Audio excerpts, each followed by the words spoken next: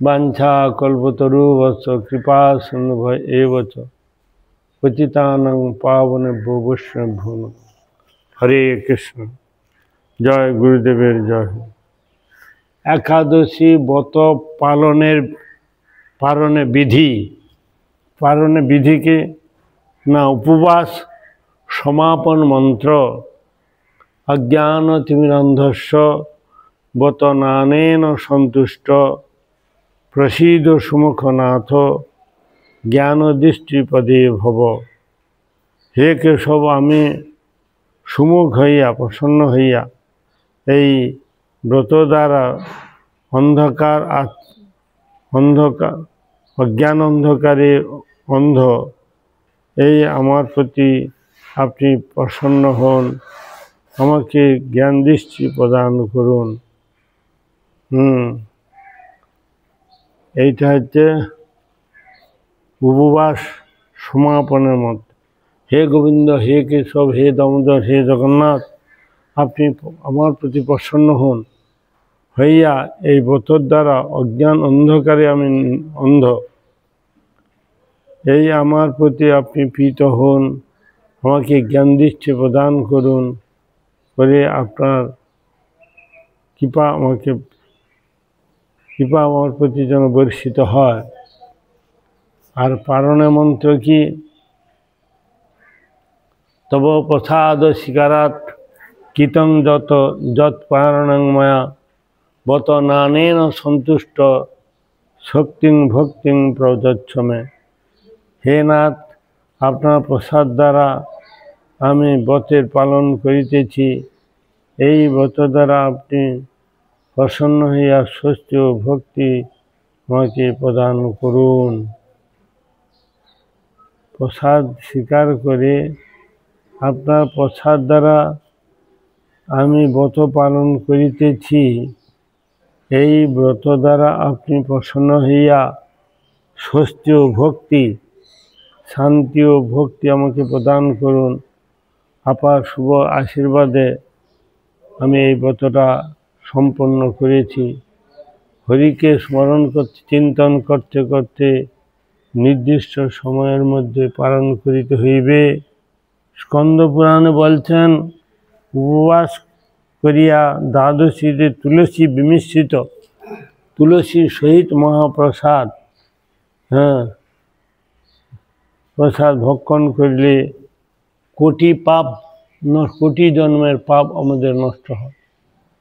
এই জন্য তুলসীর মাহাত্ম্য দেখে প্রসাদ ছাড়া কিন্তু পালন হয় না। কেউ যদি বলে একটু মুড়ি খেয়ে নিলাম, একটু বিস্কুট খেয়ে নিলাম, কিছু যা হোক চাল একটু খেয়ে নিলাম, কিন্তু এতে পালন শাস্ত্রের বিধান অনুযায়ী হয় না।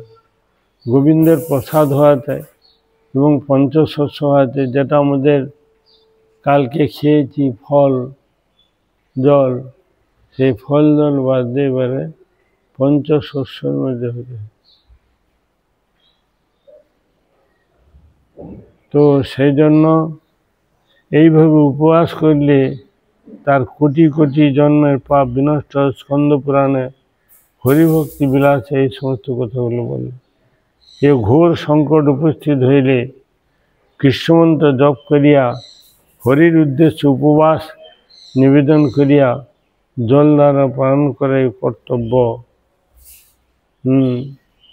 কোনো যদি সংকট উপস্থিত হয়ে যায়, সেটা বিশেষ কারণে, কোনো সংকট বিপদ ঘোর উপস্থিত হয়ে গেলে মন্ত্র জপ করিয়া হরির উদ্দেশ্যে উপবাস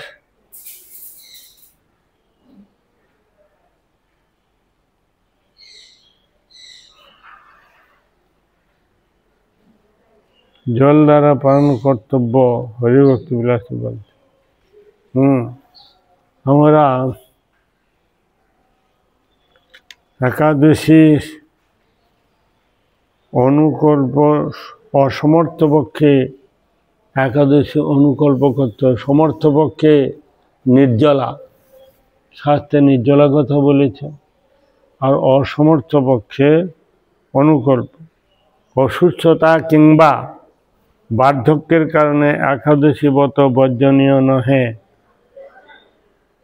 বালক, বৃদ্ধ, আতুর ব্যক্তি নিশাতে একবার মাত্র আহার, দুগ্ধ বা ফলমূল গ্রহণপূর্বক তিথি অতিবাহিত করিবেন, কিন্তু কোনো ক্রমে একাদশী বর্জিত হইবে না। মার্কণ্ড পুরাণে বলছেন, যাহারা রোগগ্রস্ত কিংবা যাহাদের পিত্ত আধিক্য রহিয়াছে, যাহাদের বয়স 30 বছরের অধিক, তাহারা রাত্রি প্রভৃতিতে অনুকল্প গ্রহণ করিতে পারেন। তাদের জন্য অনুকল্প করার কথা বলা আছে হরিভক্তি বিলাসে। সনাতন গোস্বামী পাদ এই কথাগুলো বলছে। মহাভারতে উদ্যোগ পর্বে ফল, জল, মূল, দুগ্ধ, ঘৃত, সদ্গুরু বাক্য এবং ঔষধকে বতনাশক নহে বলিয়া উক্ত হইয়াছে। মহাভারতের উদ্যোগ পর্বে ব্যাসদেব তিনি পূর্বে জল, ফল, মূল, দুগ্ধ, ঘৃত, সদ্গুরু বাক্য ও ঔষধকে বতনাশক বলিয়া উক্ত হইয়াছে। হরিভক্তি বিলাস আরও বলছেন, মূলত অসমর্থ পক্ষে একাদশী ব্রতকালে একবার মাত্র অনুকল্প গ্রহণ ব্যবহার শাস্ত্রে দৃষ্ট হয়। অসমর্থ পক্ষে একাদশী ব্রতকালে একবার মাত্র অনুকল্প গ্রহণের ব্যবস্থায় শাস্ত্রে দৃষ্ট হয়।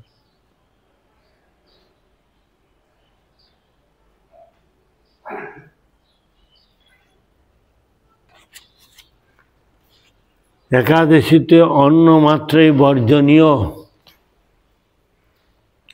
প্রশ্ন উত্তর, কোনো কোনো বৈষ্ণব অভিমানী ব্যক্তি একাদশীতে আটা, সামাচাল, সুজি, ছোলা, মুগ প্রভৃতিকে অন্ন নহে বলিয়া ভোজ্যরূপে গ্রহণ করে থাকে।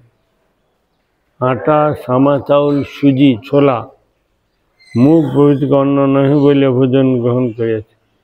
কিন্তু অন্নম বলিতে অক্তুং যজ্ঞং অন্নম অর্থাৎ ভোগ্য সামগ্রী মাত্রকে বোঝায়। ভোগ্য সামগ্রী মাত্রকে বোঝায়।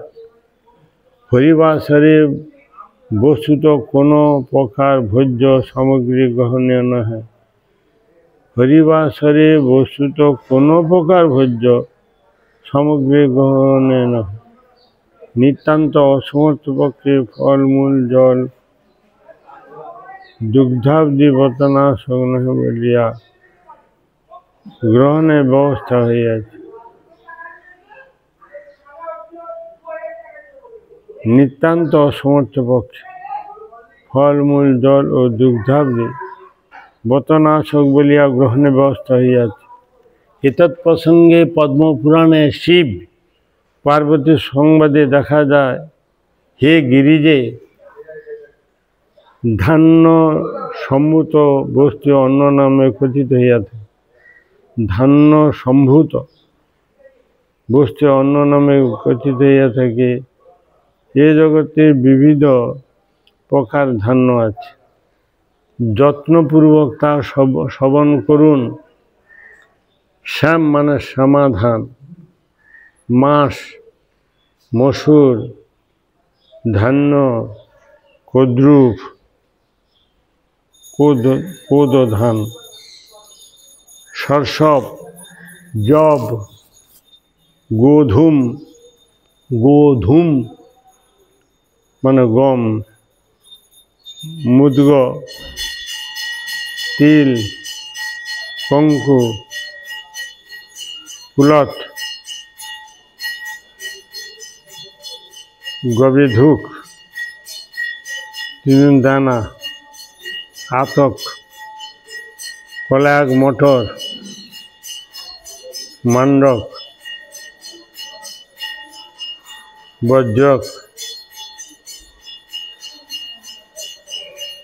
রুদ্র, কীচক, বংশ।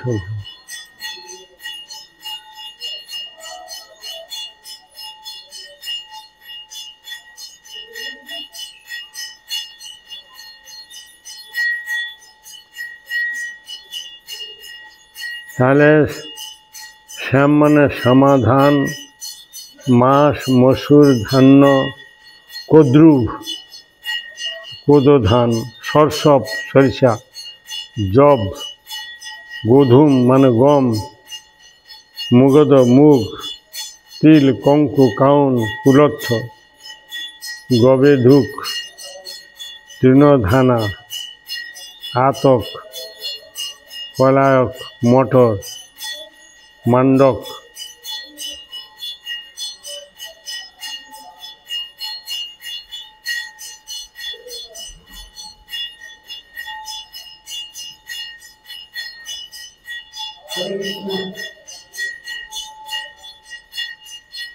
বাজার এসে গেছে,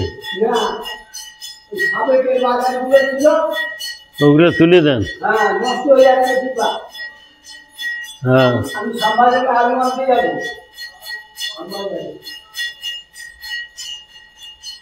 তো গজ্রক, বাজরা, রলক, কিচক, বাংশ ধান, বড়ক, বরবটি, তিলক, হোম ধান, চনক, চনক ছোলা আদি শব্দে বুঝা। ভুট্টা প্রভৃতি বুঝিতে হইবে। অতএব সামা চাউল, আটা, ছোলা প্রভৃতি অন্ন বলিয়া পরিগণিত হওয়া উহা একাদশীতে পরিত্যাগী জানিতে হইবে। সংক্রান্তি, জন্মাসূচক কিংবা মরণাশৌচ তে একাদশী বর্জনীয়। জন্মাসূচ, মৃতাসূচ, সংক্রান্তি কোনো অবস্থাতে একাদশী বর্জন করা যাবে না। গাভী শ্বেত হোক আর কৃষ্ণ হোক, দুগ্ধদান গুণে যেমন উভয়ই সমান, তদ্রূপ শুক্লা এবং কৃষ্ণ উভয়পক্ষেই একাদশী একই ফলপ্রদ। গরগ সংহিতা। সুতরাং মোহ বশত যে শুক্লা এবং কৃষ্ণ একাদশী বিচার আছে।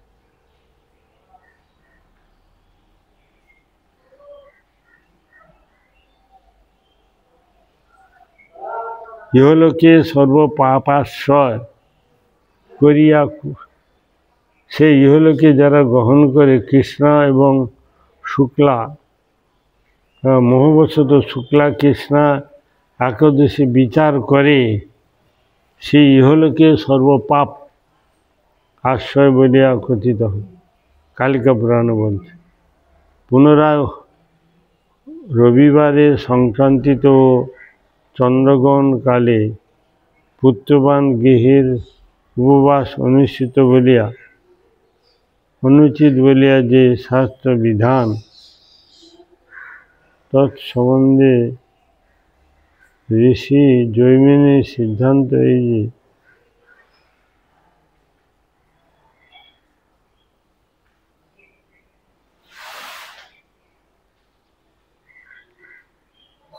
রবিবারে সংক্রান্তিতে চন্দ্র সূর্য গ্রহণকালে পুত্রবান গৃহের উপবাস অনুচিত বলিয়া যে স্মার্ত বিধান, এতৎ সম্বন্ধে ঋষি জৈমিনীর সিদ্ধান্ত এই যে কাম্য উপবাসের ক্ষেত্রে রবিবার, কামনা বাসনা যারা করে উপবাসের ক্ষেত্রে রবিবার ইত্যাদি নিষিদ্ধতা আছে, কিন্তু হরিবাসরে উপবাস নিত্য বলিয়া সে স্থলে কোনো প্রকার নিষিদ্ধতা নাই।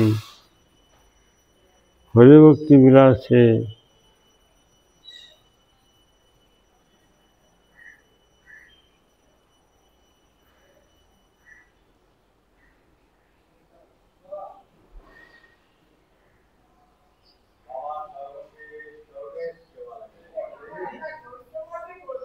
এমনকি ঘোর আপদ অবস্থায় বা আনন্দ সমাগত হইলে কিংবা জন্মাসুচ বা মরণাসুচ একাদশী ব্রত ত্যাগ করিতে নাই। বিষ্ণু রহস্য গ্রন্থে বলছে, হরিবাসরে সাধ্য নিষিদ্ধ পদ্মপুরাণে উত্তরখণ্ডে উক্ত আছে যে পিতামাতার মৃতাহে একাদশীর উপস্থিতিতে পরদিন দ্বাদশীতে শ্রাদ্ধ করা উচিত। উহা দিনের শ্রাদ্ধ কখনো কর্তব্য নহে, কারণ দেবগণ পিতৃগণ নিন্দিত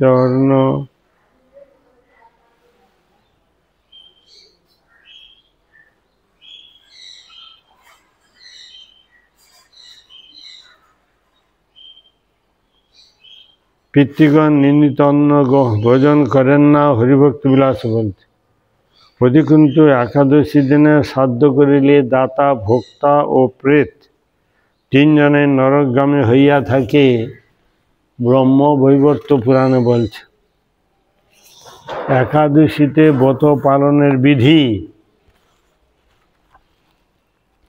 একাদশী পূর্বদিন দশমীর প্রাতে শয্যা ত্যাগ করিয়া দন্ত ধাবন পূর্বক তৈল ব্যতীত স্নান করিয়া বিষ্ণু পূজন কর্তব্য শিহরি ধ্যান করিতে করিতে মধ্যাহ্নে একবার মত্ত ভোজন করিবে। আমিষ ত্যাগীর পক্ষে লবণ শাকাদি পরিত্যাগ কর্তব্য। মৎস্য, মসুর, ছোলা, শাক, শিম, মধু, কদ্রু, নারী সম্বস্ত্রণ, স্ত্রী দ্বিভোজন, পরান্ন গ্রহণ, কাংসপাত্রে ভোজন, লাউ, শিম, জামের, তাম্বুল, পান, বেগুনাদি ভক্ষণ, অত্যন্ত ভোজন,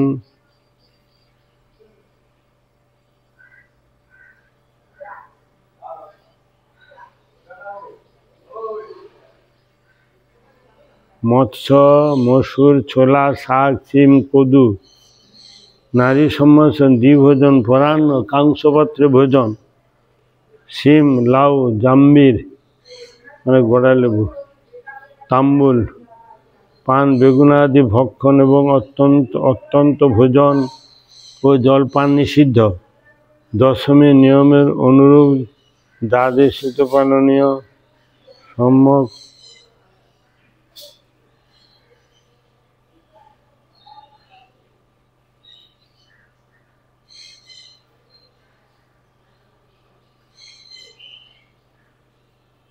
হরিধ্যান মন্ত্রপাঠ করিবে।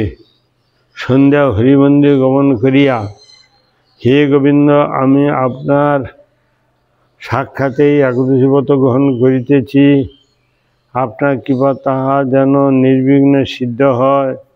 আমি অতি চঞ্চল চিত্ত ও লোভ মোহযুক্ত প্রাণী, আমার কৃপা ভিন্ন এই ব্রত পালনে সমর্থ হইতে না।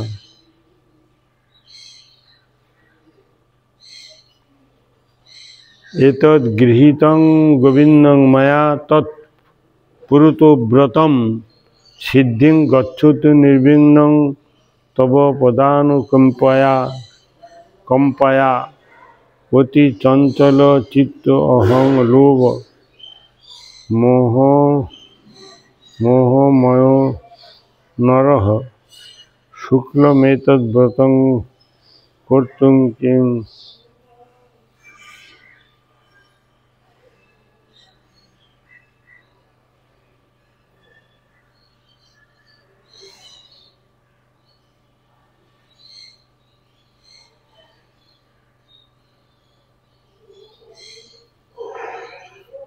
এই বলিয়া শিহরি চরণপদ্মে পুষ্পাঞ্জলি দেওয়া দণ্ডবোধ প্রণাম করিবে। কুশশয্যা শয়ন করিয়া রাত্রি যাপন করিবে।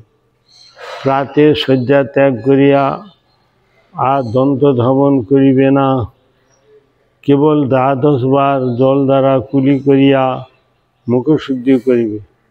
স্নানান্তে বিষ্ণু পূজাদি করিবে। পরনিন্দা, পরচর্চা, জুয়া খেলা, শয়ন তাম্বুল চর্বণ, মিথ্যা ভাজন, পাপী সম্ভাষণ, ক্রোধ ক্রোধ এ সমস্ত বর্জন করিবে। সমস্ত দিবস হরিনাম ও হরিকথা কীর্তন অবশ্য কর্তব্য। বৈষ্ণব গোষ্ঠীর সঙ্গে শ্রীমদ্ ভাগবত, মহাভারত ও রামায়ণ আদি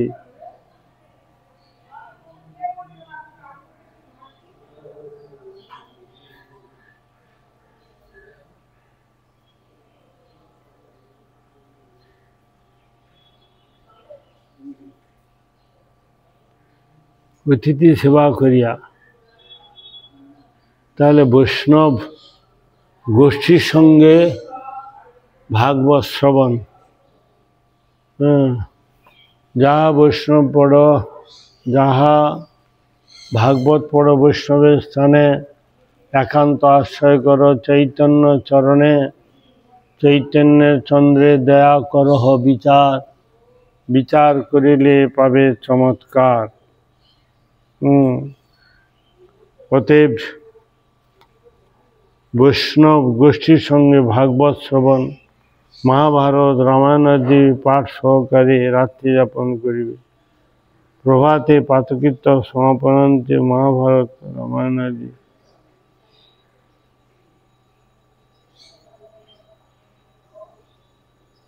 রাত্রি যাপন করিবে।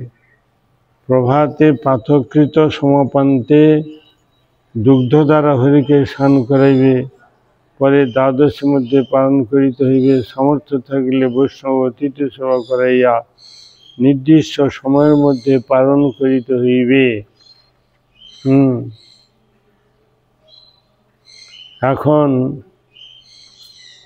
একাদশীর মাহাত্ম্য, একাদশীর মাহাত্ম্য সম্বন্ধে শাস্ত্রে কি বলছে আমরা শ্রবণ করব।